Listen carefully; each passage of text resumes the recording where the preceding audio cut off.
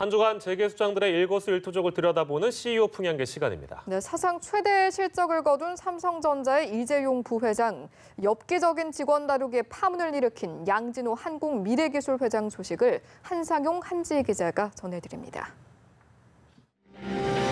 증시가 곤두박질치고 요동치는 상황에서 분기별 사상 최대의 실적을 거둔 회사의 CEO입니다. 이재용 삼성전자 부회장입니다. 삼성 총수로 베트남에 처음 출장 간 사이 삼성전자는 역대 최고의 성적표를 발표했습니다. 영업이익은 17조 5,700억 원, 매출액은 65조 원이 넘습니다. 이번 실적의 1등 공신은 반도체. 전체 영업이익에서 차지하는 반도체 비중이 무려 77.7%에 달합니다.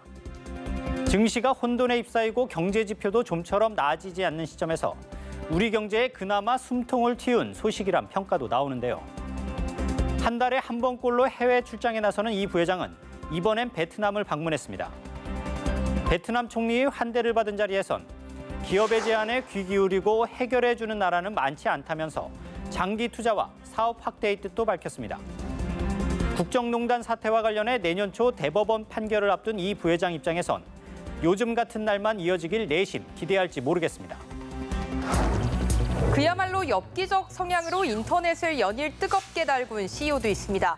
국내 웹하드 업체 위디스크의 실소유주 양진호 한국미래기술 회장입니다. 제왕적 모습을 넘어서 조폭 우두머리를 연상케 하는 장면이었죠.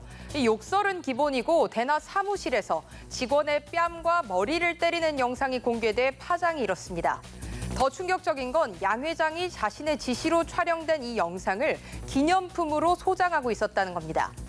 회사 워크숍에서는 긴 칼이나 활로 살아있는 닭을 잡으라고 지시하는 엽기적 폭력적 성격도 드러냈습니다. 한국미래기술의 회장직을 맡으면서 한때 웹하드 산업과 아바타 로봇 제작으로 세간의 주목까지 받았던 CEO. 직업상 타이틀은 미래지향적이지만 경영 태도와 직원 관리는 전근대적이었습니다.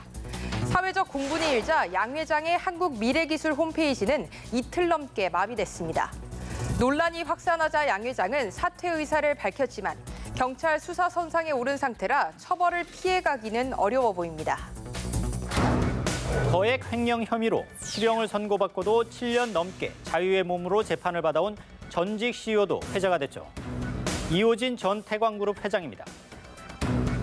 이젠 이러한 재벌가의 법정 출석 장면은 국민의 눈에 식상해졌습니다.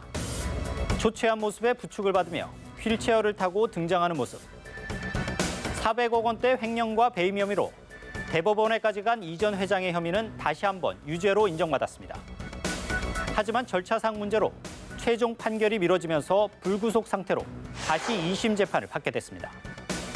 문제는 실형 선고에도 간암과 대동맥류 질환을 이유로 보석 석방 뒤 7년 넘게 자유로운 생활을 누린 겁니다. 술집을 드나든 장면이 포착돼 황제 보석이란 유행을 만들었고 흡연에 떡볶이를 먹으러 신당동에 갔다는 증언까지 나왔습니다. 태광그룹이 불법과 편법으로 3대 경영권 세습을 위한 상속을 진행한다는 시민단체 비판까지 쏟아지는 상황. 일단 구속은 또다시 피했지만 언제까지 보석 상태가 유지될지 온 국민이 지켜보고 있습니다. 반면 뚝심의 회장님으로 눈길을 끈 CEO도 있습니다. 윤석금 웅진그룹 회장인데요.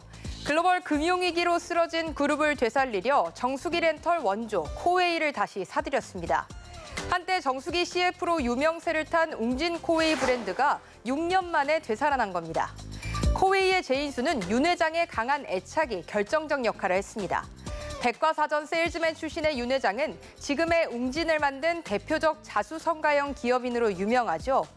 웅진은 한때 코웨이의 성장에 힘입어 재계 순위 31위까지 오르기도 했습니다.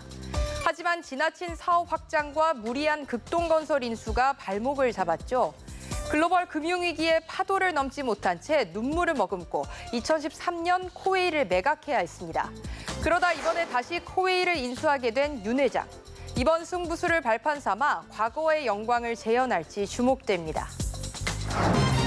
이번 한 주간은 증시 패닉이란 말이 나올 정도로 주가 급락을 경험한 시기였습니다. 물론 주식시장이 요동칠 때마다 정부가 개입하는 게 바람직하지는 않을 겁니다. 하지만 정부 무관심에 증시가 침몰하고 있다는 청와대 국민청원이 사흘 만에 2만 명이 넘은 점은 곱씹어볼 대목이 아닌가 싶습니다. 이번 주 CEO 풍향계는 여기까지입니다.